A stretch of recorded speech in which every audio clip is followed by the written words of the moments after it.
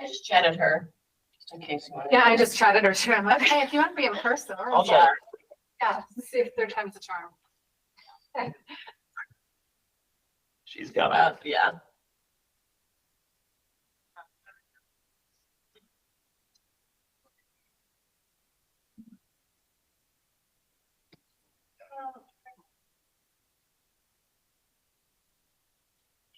Anybody want to go to Daggett County for the tourism FAM tour? Always. Was it what tour? FAM tour. FAM? Familiarization. Okay. Maybe you need to get familiar with it. That sounds like I need to be familiarized with No, it. I have yeah, I have the agenda. I mean, Emily is the one who tried to send. She's. What about the presentation? That's okay with. If you share the application, we'll see it on TV and. We're all like, why is Tara in her office? I could, what's that noise in there? I can't.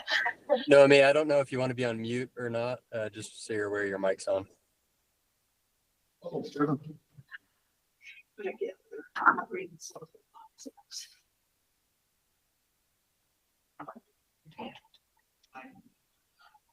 Where is it? Wait, never mind. Well.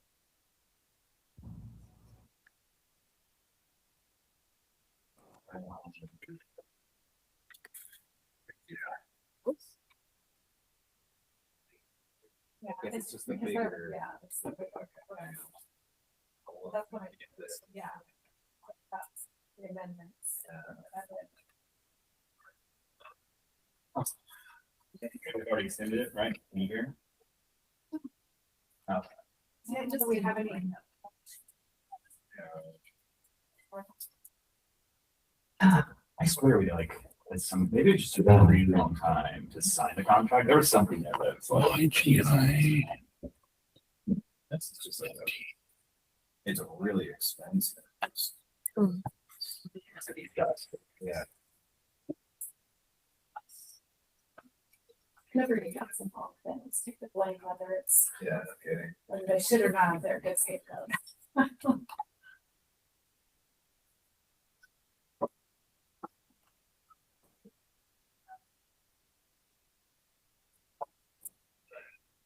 Autographs from side. Or we could.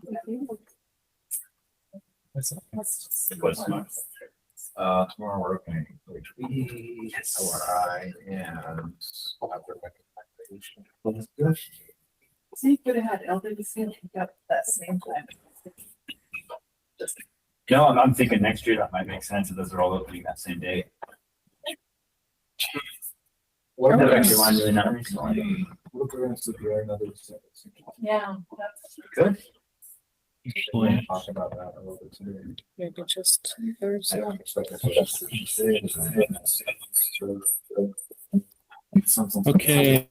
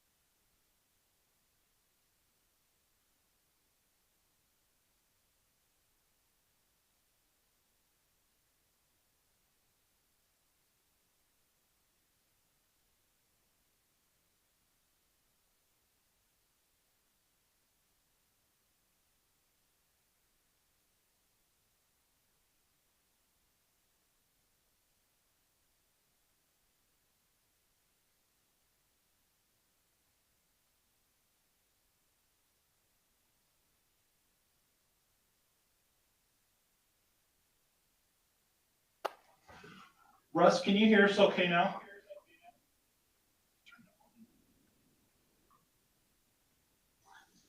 We can't hear you, Ross. Yeah. Okay, awesome, thank you. Sorry, we had a technical issue. Director, recorders are running, we're good. Thank you, Paul. I think we're good to go. We have 8 by my count, is that correct? On the Well, committee? we do have 1, 2, 3, 4, 5, 6, 7. We have 7 voting, but I don't think we're taking any action today, right? Oh, I guess potentially we wanted to approve RTP non-motorized. I mean, there is the discussion about does this body need to actually approve, but Evan will get into that. Yeah, okay.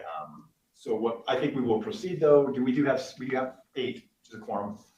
So we'll go ahead and kick things off. And so welcome, thanks for being here. Apologize for the technical difficulties on the front end of the meeting. I think we have everything worked out.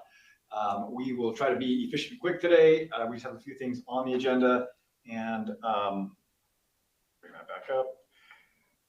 To begin with, RTP approvals and eCode program update. So go ahead, Evan. Thanks, sir. Okay, well, I'll reintroduce myself briefly. My name is Evan Beich. I administer the Recreational Trails Program as well as our other federal grants here at the division. So I'm here today just to briefly, hopefully get your approval for the RTP motorized project for this year. And as Patrick was mentioning, as you might have heard earlier, this may be the last time that the non-motorized, sorry if I said motorized, the non-motorized recreational trails program projects. This may be the last time this committee approves these projects. We've kind of had this internal discussion whether that's totally necessary given the amount of approvals these grants are already going through. So just to kind of give you a quick lay of the land, the recreational trails program goes to 2 subcommittees for scoring. Some of our members of ORC that have been around for a while may remember back in the day, you guys would review and approve these projects. But so currently the non-motorized recreational trails program projects go to the non-motorized scoring committee. Those projects are then brought to UDOT, so the Utah Department of Transportation for approval. And then currently we take them to you guys for final approval. And so as it stands, that's a bit of a pretty high level of approval for, about $1 million of projects each year. It does somewhat kind of stagger and delay our process for getting these contracts out. We've looked at some of the coding and as of now, it doesn't specifically state that the recreational trails program does need to go to this committee for approval. This is kind of just a playing it safe type approach, if you will. But so here I am today. I am presenting on these projects. Just a heads up that this may be something that we do take off your plate in the future. However, if you are interested in this program, we do have committee members that serve on the non-motorized committee. You are more than welcome, and you just consider this your invite to join that committee and help us rank and score these projects. Without further ado, let me give you a quick kind of rundown of the projects that we received this year and what we are proposing to you for approval. Noemi, I can either share my screen or I did send a link in the chat, and this goes to everybody on the call. There's a link within the meeting description or the chat there, and that'll pull up the spreadsheet that I was going to kind of briefly run you through here. That has just an overview of all of our applications, has project descriptions and the proposed amounts of approval for each project. But I'll just run you through quickly. Thank you, Noemi. And I can do it too. Whatever's easier. Google Meet gets extra confusing the second you want to share your screen.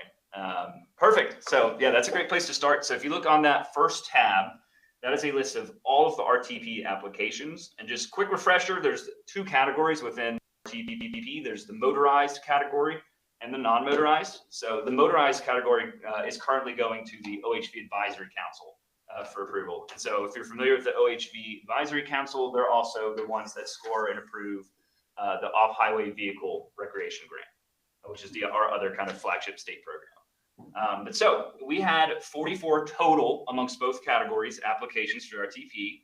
We are proposing 24 for approval, 15 of which are under the non-motorized category. So a total amount of about 1.8 million in total amount approved. Noemi, if you could click on that non-motorized tab, please.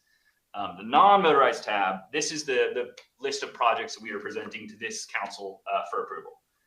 So again, that is 15 projects a total proposed funding amount of $942,872, total project cost of just over $3 million. And if you'd like to poke around a little bit, we have a list again of each project, each applicant, the amount requested, the amount approved, and then just a brief project description as well. If you'd like to learn more about the committee, so the Recreational Trails Volunteer Committee, Non-Motorized Volunteer Committee, there is another tab within this spreadsheet that highlights this committee members. Again, open invitation to get involved with this program if you'd like even more scoring on your plate. But yeah, that's my overview. If you guys have any questions, more than happy to answer. If there are no questions, I will recommend or am humbly requesting your approval of these projects. And I will have to say that as of the count right now, we have 1, 2, 3, 4. Who's the cell phone number ending in 01?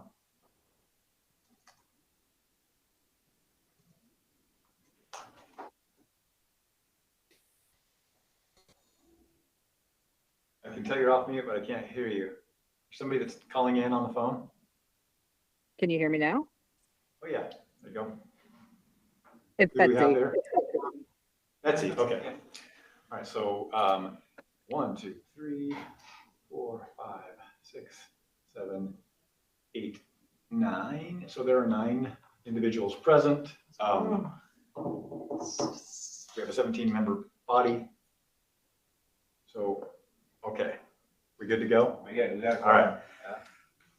If there are no questions, we'll entertain a motion to approve what Evan has just presented as the RTP projects to fund. Evan, Yes, can you summarize the projects sure. very quickly? Yes, I'd be more than happy to. So one thing that's really great about the Recreational Trails Program, and as Noemi is going to go over here shortly, we did send out a survey recently, and something we've kind of identified within this program. There are a lot of repeat customers, if you will. This is a pretty popular program for funding nonprofit work throughout the state, for funding our federal partners, a lot of kind of smaller scale, I like to say humble, but like pretty high impact projects. The Utah Avalanche Center is a pretty frequent visitor of this program. A lot of avalanche forecasting each year is provided through the RTP. A lot of equipment needs are funded through our federal partners, or a lot of counties throughout the state are using this to purchase equipment. But to give you like an idea of some of this year's projects, we again are funding the Utah Avalanche Center. The Salt Lake Climbers Alliance does quite a bit of climbing infrastructure replacement through the RTP. It's I'd say like a big distinction between what the RTP can fund and what some of our state programs typically fund is equipment. So a lot of equipment needs can be funded through this. It is a little bit of an easier approach for some of those organizations to get funding for those needs. So just why don't I just run through a couple of them real quickly. So I want to mention the state. I was going to start with that. Our #1 highest ranked project was a state parks application that was done by the wonderful Chris Haramoto.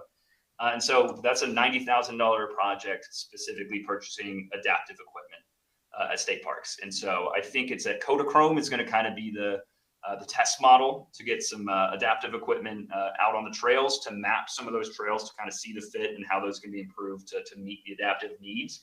Again, that was our highest scoring project. So kudos to you guys for that. And then just kind of running down the list, as I mentioned, equipment is a big kind of funding source for this. So a lot of folks, whether nonprofits, whether state or local governments, or again, federal partners, will purchase like signage needs through this, through kiosks, do large scale trail maintenance. And so that's a big one. We have about 5% of the RTP budget can go towards education projects each year. So one of the big education partners we tend to fund is down in Grand County. They recently kind of had their split off, but Steward Moab does a lot of trail education each year where they're meeting users on the trail, making sure they're recreating responsibly, staying off of biocrust, things like that, removing their waste. So that's a general overview. You're more than welcome to poke around. There's a little, I'll shoot this over to your direct email if you like, but there's a spreadsheet here and it has a project description of each project. more than happy to share budgets, pictures, all of that fun stuff. But yeah. Mr. Chair, I'd be happy to make the motion. What would you like the motion to be? Well, it would be a motion to have the Outdoor Recreation Infrastructure Advisory Committee approve the list of RTP projects that have been presented by the subcommittee and by Evan. Yes, Patrick? Okay, I'm going to summarize that and say that I would motion that the RTP grants that are being reviewed be approved by the subcommittee. Is Well, that? the subcommittee's already approved them, right? Oh, so Yeah, yeah. you're looking for us to approve what Final is- approval. Yes, okay. So I'll modify that to say my motion is to approve those grants that have been reviewed by the subcommittee to move them forward. We do have a question from Aaron as well in the chat that All says, have the staff confirmed that there isn't any duplicate funding for projects with what we approved this spring? Yes, so just to address that, so we do have a question within the RTP application asking if you've applied to UORG or RRI, and so those are included within the budget. So our scoring committee does see that they've applied to both programs. So within the budget, it is requested and required that the applicant highlight exactly how UORG or RRI is supporting this grant. So there should be no duplicate of funding lines at all. So if anything, these can be used to match each other, to support each other. And that's, honestly, one of the priorities of this program is the fact that it can spread the impact of both state and federal dollars. But yeah, so no, we do not allow any duplicate expenses within these programs. No duplicate expenses, but matching Yes. is encouraged. Because many of these RTP projects are matched with UORG. Okay, so the motion before us, thank you for the question. Motion before us is that we approve these RTP projects, and look for a second.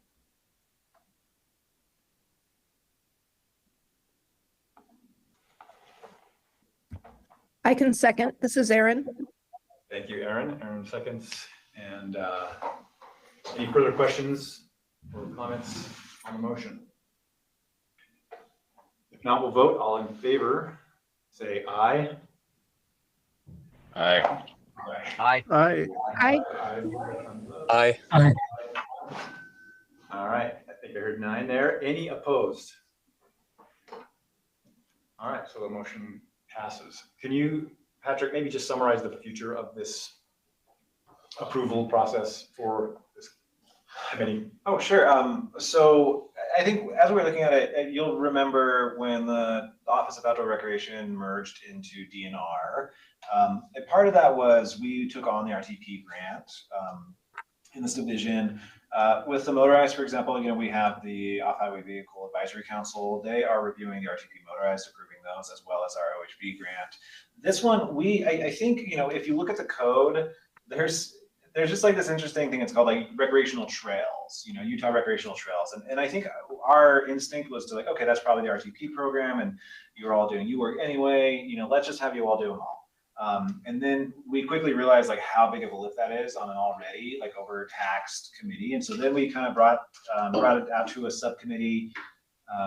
Then we okay, then you can approve it. As we've reviewed that code more and more, this gets formal authorization from the Department of Transportation.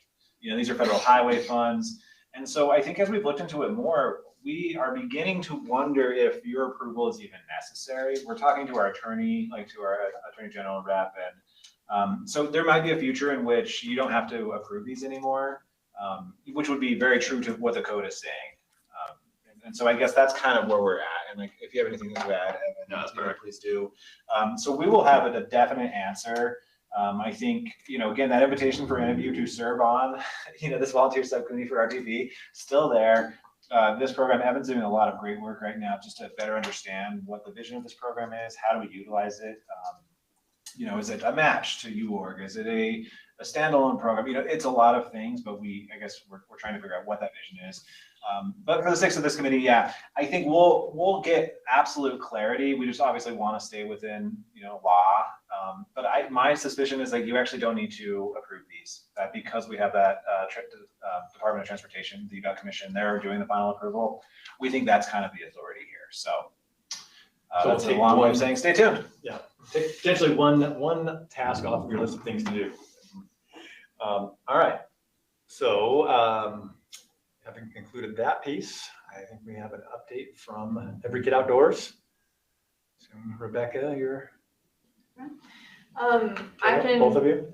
yeah, Tara might have some other updates, but I can introduce myself. I'm Rebecca Rawlings, and I am going to be taking over the youth engagement grants. So this year there's 3 of them. We have the UCOR, a new subcategory of UCOR, which is UCOR for educators that will be specifically for. You want to elaborate on the Okay. UCOR. Yeah, UCOR, Utah Outdoor Recreation, Children's Outdoor Recreation and Education. Thank you. So that one's specific to programming for youth, like the programming costs. And then we've had a lot of educators apply in the past, but they're not as competitive to that grant. So we formed one just for educators for like field trip costs and sort of thing. And then we have nature-based learning infrastructure, which was formerly outdoor classrooms. And that is specifically permanent built infrastructure for outdoor learning. So looking forward to taking those over. I'll be taking over for Caroline Weiler, who's moving on to a compliance position. So that's one of the big updates on the youth engagement side. Tara, did you have anything else? That's it. We're just, we're grateful to have Rebecca, and it's really nice to hire somebody from within who knows her stuff. She's also going to continue to work on the Every Kid Outdoors program, which really overlaps with those grants. So happy to be here. Yeah, so welcome aboard to a different level, Rebecca. And then also, as Rebecca mentioned, we I know in this committee have talked about our grantees, and if they are following through with what our agreements have said, and we don't have any mechanism, or at least we have a very loose mechanism up to this point for ensuring that. We're basically doing some internal auditing. Caroline's transitioned into a new position where that will be her main responsibility, with not just the UOR grant, but the off-highway vehicles grant and every other grant that we offer, including RTP and our federal stuff, to help ensure that people are following through, that grant applicants and awardees are truly doing the things that they've committed to. So level of compliance, we've gone up in the world. So anyway, next is more just a general broadened discussion about our next round for the UOR grant. So basically our fiscal year 2027, that we'll be all meeting together again in next April. Patrick, do you have some prompts on the conversation? Yeah, I was gonna kick it over to Noemi. Yeah. Yeah, so I was gonna share the survey results first really quick, just because I think that it's a good setup for those conversations after. Let me just share my screen here.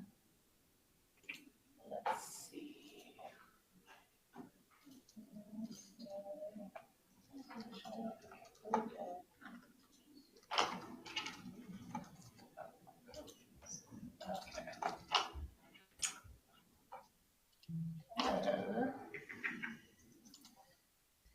Okay, does everyone see that okay?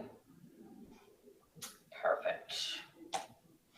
Okay, so we just had a total of 6 responses, same as last year. It's something that I think it's great, all those 6 responses. They gave a 5 out of 5 for overall experience serving on the committee, so everyone seems pretty happy to be here, which is great. Just some challenges that were kind of discussed in the survey. So, one thing that we will be changing next year is, regional asset presentations on day 1. I think we've kind of just seen this over and over, that it kind of just, we have to wait for those big dollar amounts. So I think kind of just happens through day 1. So kind of be expecting that this next cycle. There was also a comment of current responses are too long. And it's kind of funny. So we're actually getting the opposite feedback from applicants. They're saying they're not having enough space to talk about their projects. But don't worry, we will be keeping them shorter. We don't want super lengthy applications. Can I just weigh in on that real quick? I mean, I believe that a better application is one that is concise. The more you know about your topic, the better case you have to make, the less space you need to make it in. And I think also one of the things that has happened is AI. AI has created more verbosity overall. Forgive my use of the word verbosity in that context, but yeah. I came on camera to say this very thing. The problem isn't that they don't have enough space. The problem is that they're relying so heavily on AI, and AI loves to fill space without saying anything. So if it was information dense, I wouldn't mind the length. The problem is that we're digging through this word salad to find the actual information we need. Yeah, 100%. So I think, yeah, we'll keep them even shorter in this next cycle. So something that was also requested, there was a comment that says, I still at times feel blind about the overall list of projects and categories of projects. For example, I may evaluate a Jordan River project, and I don't know if that's one of 5. I mean, that's something we are planning. That's something I want to do with CPR at least, is just add more project categories. So I think this is something that we're working on, and I think that we can just overall expand. So. All right, and then for one of the questions that we had on the survey was, so 5 out of 6 responded that it is. So yeah, just 1%. And last year we actually had 3 out of 6. So those numbers are getting a little bit better. So yeah. Next question, there was, do you think anything is consistently missing from applications? So 2 said yes, 4 said maybe. And there was like a text box after that yes question to kind of, get more like what's missing. And so one comment was inadequate site drawings, which it is. I feel like we've gotten better over the years, but I think it's just something we can still always work on. And then 1 said nothing was missing. So maybe that should have been a no. So it's really a 1 yes. But so last year we had 2 out of 6 that said yes and 4 said no. So those 4 kind of looks like they went from no to maybe. So it doesn't seem like they're so sure anymore. But some key takeaways that were shared in this application was the scoring system as it currently stands may make it difficult to fairly distribute projects. So it kind of goes with the question from last. There was also provide a report of funded projects, particularly of the regional projects and notifications of site visits, ribbon cuttings. And this is something I definitely want to, work on specifically as far as like regional asset projects. I just think that's something we do need to keep a closer eye on. And I would love to share those events with the committee. So yeah, that's definitely on the list. Require local prioritization. So if Salt Lake County is going to do 10 applications, then UORG should ask them to prioritize the projects based on criteria before they come to us. So yeah, that was a new idea. I mean, I think that's definitely something we can all discuss. And then putting CPR in its own cycle, which would allow us to have more time and focus. So I do have other questions specifically related to CPR, which is a discussion we definitely want to have. But there were more positive comments, but I did just want to add this one of I think this committee and DOR staff have hit their stride, and it was really nice to get outside together. Just because I agree, it's a great time for us riding our bikes. So, okay, so CPR. Should the committee continue to review the CPR grant applications? So we had 3 people say yes, 2 said no, and 1 said other. And just compared to the last year, 4 had said yes and 2 had said no. So a little bit less than last year, but I think that's definitely something we want to discuss today, just to really, I think, hone in whether we do want to get a subcommittee for the CPR. And then if changes are made to CPR, what options would you support? So this was yes, select all that apply. So there was a bunch of different statements. So one that had the 3 total votes, which was the maximum votes. So separate applications into new construction and restoration. So this was kind of the new categories I wanted to add to CPR that we will probably be seeing this next coming cycle. And then obviously utilize a dedicated CPR review subcommittee, which we're going to talk more about. Conduct CPR reviews during a separate grant cycle, and then adjusting the scoring criteria for funding opportunities. So those got the most votes, and then after that, it was separate applications into regional and local for CPR. And then just other, there was just some comments that I kind of left open for committee members to share their own ideas, so. All right, so during, there was a section of suggestions and future improvements. This was a select 5 categories that you believe should be prioritized for U-org. So the ones that got the highest scores, they got 4 total votes, were for infrastructure development and communities experience high growth rates. Then the ones after that, that got 3 total votes were trail network connections. And then, I mean, I won't read all of them off, but, and it kind of goes in line with what we already thought your guys' priorities were. So I think this is just great to keep, you know, I think this is just super helpful information for applicants. So this is just information we're going to continue to share with them, you know, what you guys are looking for, what they should be focusing on. So yeah, kind of goes in line with what we had already were thinking, so. All right, then we had some new questions around matching funds. So one of the questions was, should the source of matching funds be considered in project scoring or funding recommendations? So for example, local and private funding could receive greater consideration than state or federal. So we had 4 say yes and 2 said no. And then we had a question after that was, if you said yes, how should funding sources be prioritized? So, you know, most of you guys said 1, local funding should be prioritized as number 1. 2 is state funding. I mean, that was a tie between 2 and 3. It had the same amount of votes. 3, federal funding, it had the same amount of votes for 3 and 4. And then private funding came in last. So those were your guys' thoughts on how we should prioritize matching funds. So I think that's something we're going to continue to discuss. All right. And then future meeting locations. Yeah, so I just asked, would you be interested in attending future committee meetings in locations outside of the Wasatch Front? So most said yes. We had 5 folks that said yes. 1 said they had no preference. So most of the people that took the survey do want to keep meeting in different locations. So, and something else I just wanted to share, you know, for 2027 work cycle, we have those dates already. It will be opening January 11th, and then it's going to close March 27th. And I kind of did just want to open it up really quick to ask if there was any place you guys had in mind as far as like for next year's meeting. If there's any preferences. How many, remind me, Jason, about how many people attend the meeting? We usually have 15 plus or minus 1. So sometimes we have 16. Usually there's 1 that can't make it, but usually we have pretty much the majority, and then a couple of them online maybe. I'm just thinking there are several state parks that we could host. We would be happy to host the meeting. Even parks that are near projects that have been completed. Yeah. Just a thought. That's a great thought. Any other thoughts? I like that. I'd love to be able to. Which ones would you recommend, Scott? Well, I'm thinking Jordanelle has received some grants for different trails. There's a really neat new facility at Deer Creek State Park that was also received some grant money. We could go to Soldier Hollow and have the meeting potentially there. Depends on what time of the year. But anyway, there were And just Utah Lake probably. Utah Lake can meet there as well. April.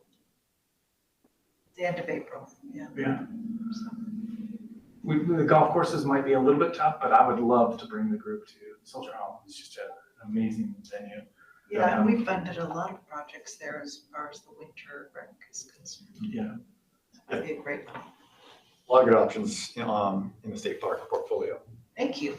Yeah, for sure. Geographically, any bigger thoughts on Wasatch Front, Northern Utah, Wasatch Back, Southern, Central, Wyoming? Just I would kidding. choose not one. We could go to Flaming Gorge. Good. Yes. All right, so nothing specific, but definitely not at this office. Desire to go off Wasatch. That's enough to work Yeah, with right off now. Wasatch, Yeah. that's a good point, that's it, Wasatch, so, okay. I don't mind if those funds to come south again, but maybe we should diversify. Yeah. I mean, Yeah. We do have some cool state parks out there in the basin, For and sure. plus some very cool recent UWorld grant projects like the Via Ferrata. I don't know if any of you have had the opportunity to go and check out the Via Ferrata climbing route that we just helped fund or awarded the next phase on, but it's pretty cool. There might be some new sites via Ferrata in that same area. Yeah, That's right. yeah. Aaron says that would be fun. Yeah. Maybe we talk to Red Fleet. Okay, quite a bit of I don't know excitement. what, I don't know what kind of space they have. We would actually go to Utah Field House. Oh, okay. Just down the street. All right, just wrapping up here, wanted to give some quick insights from applicant results. So we had more returning applicants. We had 75%, and then 25 were first time. And then for grants applied to, so most of our respondents were from CPR, of course, and then from RRI, Tier 1, and then regional assets.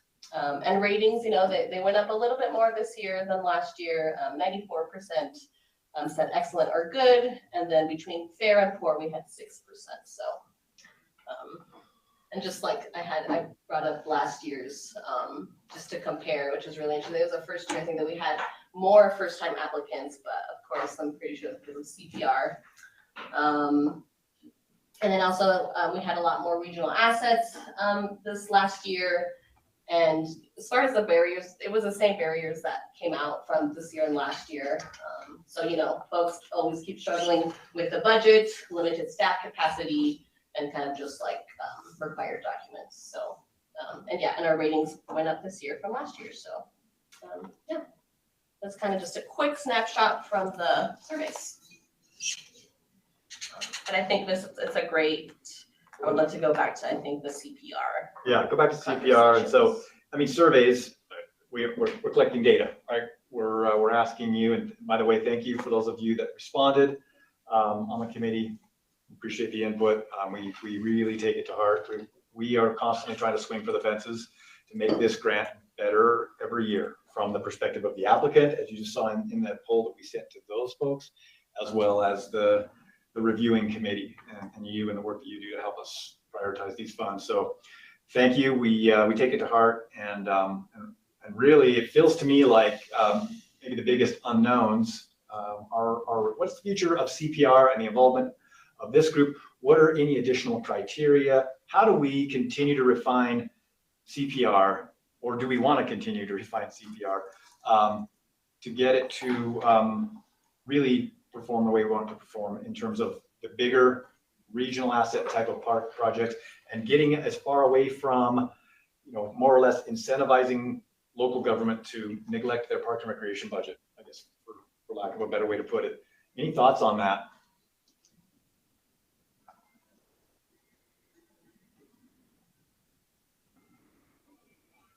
One thought I had is and I don't know if it would be possible or not, but it would be nice to be able to just take a very simple ratio of a county or city's parks and rec budget over their total budget, and have that be one way to filter. So, the bottom third basically are out, not eligible basically. And then obviously the top third would have an additional element of incentive. So. Can I ask a clarifying question on that? So this is the average or the composite of however many scores there are, because there's been a few where there were only 2 scores, just a few, handful, but wouldn't want them getting dinged because they didn't have the full 3 scores. Is it, Patrick, you can maybe answer that question. Is the score the composite, or is it the total? The average or the composite? Can you repeat the question? Okay, so in other words, when we've had scores like, and it has a numerical score, or it has a, fair, medium, whatever, not fund. Usually it's been the average of 3 scores. The average, I think, and not the total.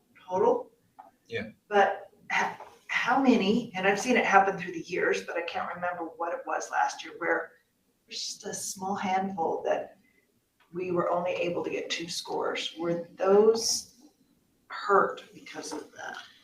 Oh, I don't think in any like significant way. I mean, they may, on the one hand, they may have been hurt. On the other hand, they may have gotten advantage, depending. Like maybe Jason is, scoring really strict, and maybe he, didn't realize he had that one, so he didn't review it, so it actually benefited from not having that third. Or maybe Jason is like, hey, I'm feeling great, I'm giving them all hundreds, and so maybe they were hurt in that case. But that's why we use the average and not the full score. Okay, gotcha. Because it can help kind of just lessen any of those impacts. But I think last year everything was actually evaluated 3 times. I don't think we had 1 last year. I think the previous year we maybe had 2. There might have been 1. Yeah, there might have been 1. Yeah, I mean it's very minimal. But Those are pretty minimal impacts. because we average it, I wouldn't. Perfect, okay, that's all I substantial. want. Yeah, there. Maybe the bigger, broader question, when it comes to CPR, what are there changes? Should we be, what are the refinements? How should we be changing anything, if there is anything to change, and what are those things? If not, then we'll plan to just, I'm not, because last year wasn't a failure by any means. It just feels like, this team and under Patrick's leadership has just been very focused on the ethic of improve always. So that's why we're offering this opportunity, is just to see if there are opportunities for us to sharpen the saw on especially CPR, but also just all things you order. Patrick, if we did change, or make an improvement, what would that look like? Would it be just the subcommittee would review them and approve them? Yeah. Not go to the broader committee? I think there's a few options, and some were discussed on there. I think one is like we currently have Evan running our Land and Water Conservation Fund. The kind of experts we've brought together for that are right in this realm, very heavy with Parks and Rec, and so that's something we could utilize. That they would do kind of their subcommittee approvals, and then we would present to you. You would be the authority on CPR because this is going from the work fund. So much like that RTP right then, we would present to you all, hey, this is what the committee recommends you fund, and then you would have that approval. So I think that's one decision we can make. I think Jason identified a few others. We do have the option to bring it off cycle with the others. Like, LWCF, typically we run in the fall if everything goes how we plan. Sometimes it's a little tricky because that funding can be, held up or whatever.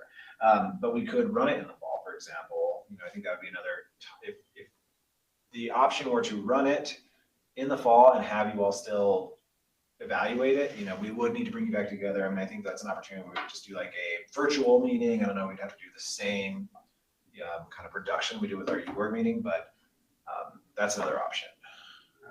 And these grants are typically, these where we see a lot of the pickleball courts. Yeah. And that kind of thing. Does that, they feel, yeah.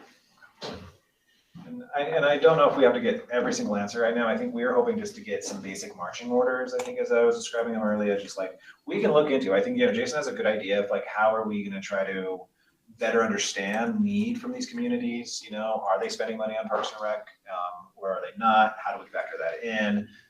Growth rates, is there stuff we can front load with population growth? And so we can look into it. We can develop a number of options. We can develop off cycle. I mean, some of the stuff we'd want to know probably earlier rather than later. I think knowing that off cycle, or if we need to set up a volunteer subcommittee, I would assume is probably our #1 priority, is getting just some input on that. The rest of the stuff we'll find tool, and we'll definitely work with you all on what that actually looks like. I mean, I think the categories, we'll just go ahead and pencil that in. There's some really good stuff we can do, but I think those big questions will still need to be answered. Okay, so I'm not sensing any heartburn. That's a good thing. And I'm not hearing from anyone on any significant changes, but what can you see? Cameron.